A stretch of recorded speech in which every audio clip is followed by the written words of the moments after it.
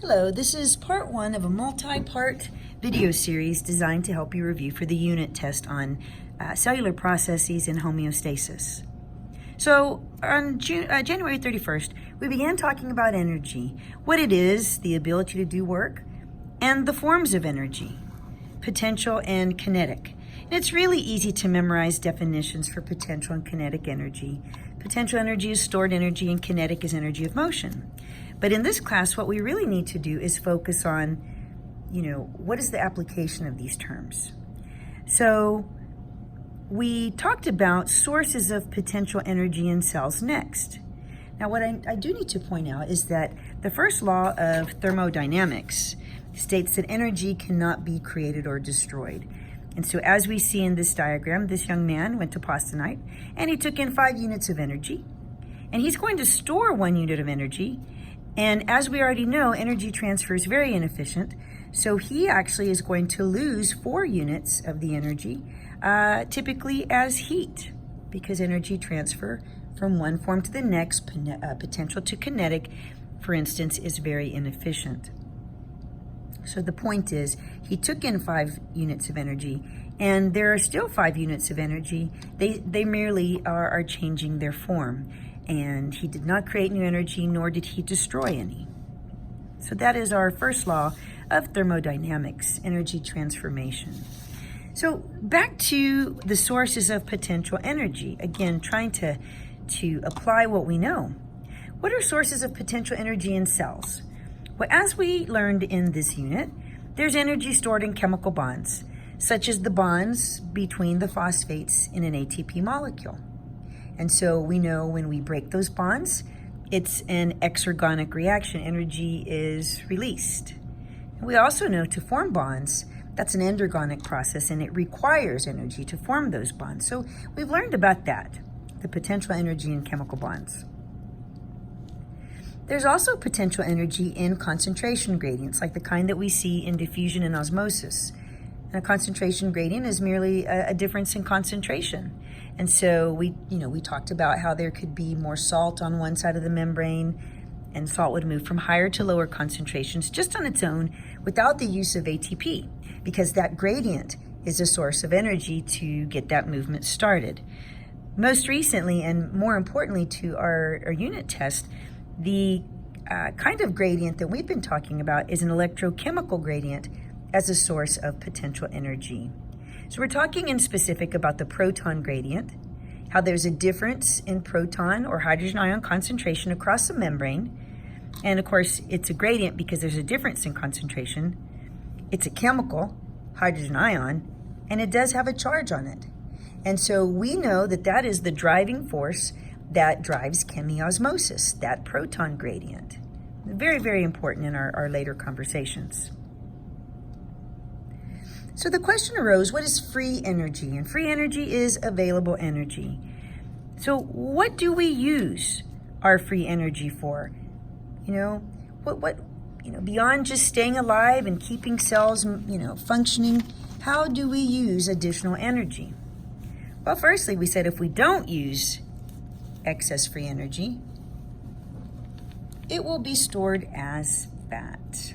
But what are things we can use with free energy, or we can do with free energy? We can grow. And as we saw with our little pea plants, they got sunlight 24 hours a day for, I don't know how many weeks it's been, but they have a lot of free energy. And so they use that, they got that energy from photosynthesis, and they use that free energy that they derive from cell respiration of the glucose from photosynthesis. They use that free energy to grow from tiny little seedlings into mature plants. Some of them even use that free energy to go ahead and produce flowers in preparation for reproduction. So definitely that was another reason for us to use the plants in class, again, as a way of understanding what we're learning. We also talked about regulating body temperatures and how that can use free energy. So first, we distinguished between endo and ectotherms. Endotherms are those organisms that have the ability to regulate their body temperature internally. And by that, I mean their brain takes care of it involuntarily. This would include birds, mammals, and of course yourself, because you're a mammal. Ectotherms are those organisms that lack the ability to regulate their body temperatures internally, and thus they rely on the ambient temperature or the environmental temperature. So if it's hot, then they're hot. If it's cold, then they're cold.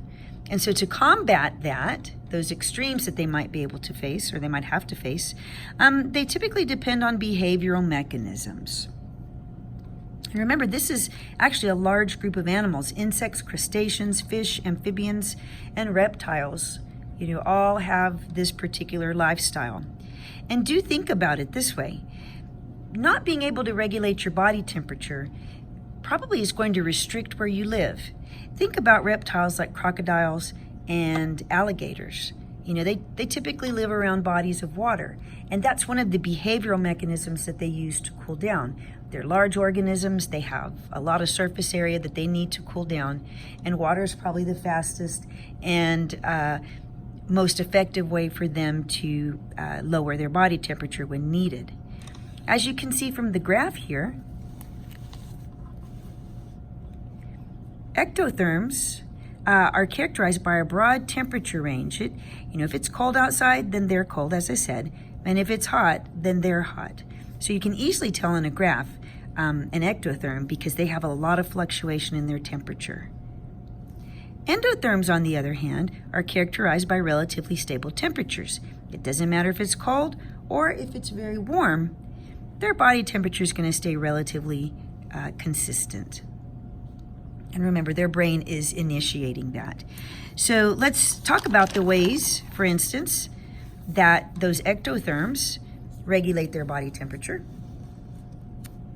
So they may use energy to crawl on top of a rock and bask in the sun to absorb sunlight.